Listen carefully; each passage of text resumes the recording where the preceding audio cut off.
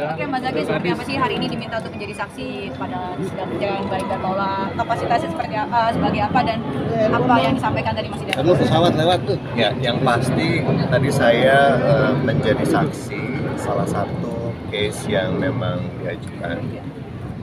Tapi informasinya tidak bisa saya sampaikan di sini karena itu memang wilayah privasi dan biarkan pengadilan yang memproses. Ada berapa pertanyaan untuk Bang Tirtato?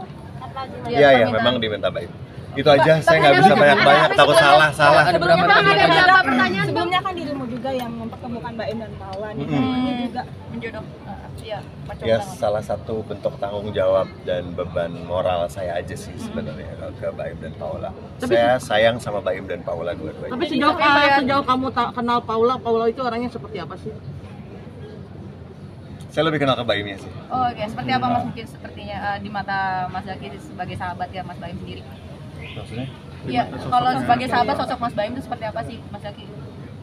Ya, orang yang bertanggung jawab sih kalau untuk saya. Orang yang bertanggung jawab, orang yang berani dan punya sikap. Itu yang paling. Dengan kayak gini, kamu merasa Nyesel ini nggak sih pernah ngenalin gitu? Tidak ada yang pernah kenapa bisa terjadi disesalin, yang pasti kita harus memikirkan gimana ke depan itu aja. Enggak menyesal ya. sangat disayangkan juga nggak sih? Dua paling dua pertanyaan. Sangat disayangkan nggak sih dengan hal ini terjadi? Sedih nggak sih Mas sebagai sahabat? Ya itu yang udah harus terjadi, ya udah mau gimana lagi. tapi kan sebelumnya udah speak up juga soal mengetahui perselingkuhan dari Aduh, kalau itu bukan bagian saya. Itu aja doanya jadi Mas terakhir. Sering dicurhatin sama Baim ya Pak. Jadi saksi tadi orang-orang terdekat yang menjelaskan kejadian, peristiwa, sesuatu yang terjadi, hal yang luar biasa sekali. Saya sudah diamanati untuk tidak menyampaikan, tapi cukup di dalam ruang persidangan. Jika Anda ingin tahu, Anda bisa tanya kepada pengacaranya. Apa yang terjadi dalam ruangan persidangan tadi? Pada sesi pertanyaan, dua saksi yang mengetahui adanya sebuah kejadian, peristiwa, sesuatu yang sangat luar biasa. Seperti itu. Apa luar biasanya apa Bang? Tanya, mereka yang mau jawab silakan. Saya sudah tidak boleh menyampaikan. Yang jelas semuanya sudah tersampaikan di dalam ruang persidangan. Saksi yang lain terkait dengan hal-hal yang selama ini Anda tanyakan. Adakah terjadi sesuatu? Pertanyaan saya simpel.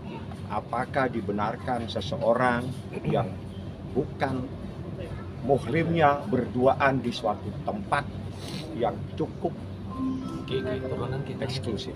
Di kamar gitu maksudnya bobo. Saya pokoknya tanyakan lagi. Saya hanya menyampaikan begitu saja. Banyak hal yang tidak boleh saya sampaikan. Tapi tentang ahli silakan yang bersangkutan menjelaskan karena tadi dia tahu persis. Sampaikan. Tidak apa-apa, sampaikan saja. Yang kau tahu tentang bagaimana netralitas seorang ahli dalam proses persidangan tadi. Bang, mungkin total 10 sama 1 apa aja nih Mas Baim tadi saksinya? Tadi Mas Baim mau ngomong, taruh sebentar. Mas, silakan ngomong dulu. Tentang saksi ahli. Ahli, netralitas seorang ahli tadi cukup luar biasa. Perdebatan di dalam juga cukup, tapi biar nanti Baim yang menjelaskan karena dia tahu persis bagaimana netralitas seorang psikolog dalam kasus ini. Mas Baim mungkin. Ya. Jadi itu begini, di dalam kita bilang case ini kali ya, di dalam case ini harus ada orang netral yang tidak memihak siapa-siapa. Dan tadi ada satu psikolog yang selama ini membicarakan anak terus dari media, dari luar sana. Kadang-kadang kita juga diam dengan semua berita. Tapi ada satu psikolog tadi yang dia netral, semua penyampaiannya tidak bisa saya jabarkan di sini. Tapi ya memang terjadi seperti itu, sama dengan kejadian saya juga di case ini tentang anak, tapi lebih tentang anaknya yang akhirnya hakim pun nanyakan straight to forward, kamu netral kan, tidak kemana-mana ya, apa yang menjadikan kamu netral di sini, disumpah apa-apa. Jadi semua jawaban dia itu saya nggak bisa cerita di sini juga ya, yang pastinya yang saya alami sekarang, yang terkadang saya yang disalahkan, saya dirugikan, cuman saya bingung menjelaskannya bagaimana, karena saya ngomong salah, dia pun salah terkadang. Nah sekarang ada orang netral yang tadi pun pengacara juga menanyakan ke psikolog itu, Dan ketika dia mencoba, maaf kita bilang mencoba ya, untuk tidak akan bisa karena dia netral. Jawaban dia itu ilmu, psikolog yang tidak bisa diganggu. Jadi ketika dia nanya gimana caranya tahu, ini kan kita bicara mengenai satu lah, saya bicara membiarkan ya traumatik anak. Ketika ini gimana caranya tahu ya traumatik anak, kan nggak belum tentu dari ini. Oh enggak, kita ngelakuin 5 fase dulu, ini. Jadi ngerti nggak? Dan saya pun juga sama, ketika dia datang ke sini, saya bilang saya tidak mau ada apa-apa ya sama dia. Apapun yang dia lakukan silakan. Saya nggak mau bicara sama dia kalau dia mau bicara. Jadi saya tidak mau seperti saya menghasut dia untuk membela saya. Silakan lihat anak-anak seperti apa, hubungannya saya dengan anak gimana, hubungan dia dengan ibunya bagaimana. Nggak mau intervensi apa. Itu aja saya mungkin jawabannya ya, takut kemana-mana juga. Mudah-mudahan juga bisa menjelaskan. Baik, kalau terkait dengan persidangan tadi ada pengantar bukti, ada juga saksi dan ahli. Nah, terkait dengan pengantar bukti, sebagaimana yang kemarin saya bilang, gitu ya, ini tetap tentang bukti elektronik. Jadi begini teman-teman ya, terkait dengan bukti elektronik mungkin saya harus jelaskan, gitu ya. Dia ada bukti sah, ada bukti yang tidak sah dan didapat secara ilegal, bisa jadi begitu ya. Nah, terkait dengan bukti yang tidak sah itu, dalam persidangan, bukti-bukti, kalau misalnya itu adalah bukti dokumen, dia harus ada pembanding. Mana yang aslinya? Nah, maka dimunculin tuh aslinya. Ini asli, ini dokumen, kopi. Jadi kopi dari asli. Gitu kan? Itu kalau misalnya dokumen. Tapi kalau bukti elektronik, dia harus dari mana dia itu diambil. Itu harus clear. Ya. Nah, dari situ akan ketahuan sebenarnya yang diberikan itu yang sudah dirubah atau tidak, atau yang sudah rusak atau tidak. Teman-teman lebih tahu. Kalau sekarang nih kan ada editing, gitu kan?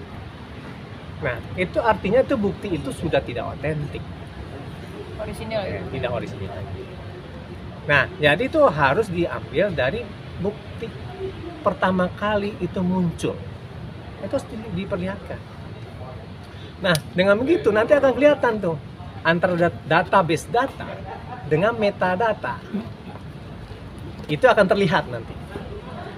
Kalau misalnya itu tidak terlihat, artinya itu tidak otentik.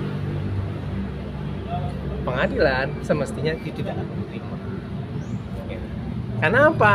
Karena dia bukan bukti yang bisa dipertimbangkan sebagai bukti yang otentik, karena bisa saja sudah diduga, mungkin dan patut diduga bisa dirubah, gitu. Karena teman-teman lebih tahu tuh, ya. Itu satu hal terkait dengan bukti. Dan kemudian ya ada juga kalau misalnya bukti itu diambil dari handphone yang lain, itu namanya illegal access. Yang ada ancaman hukumannya di situ di dalam undang-undang ITE.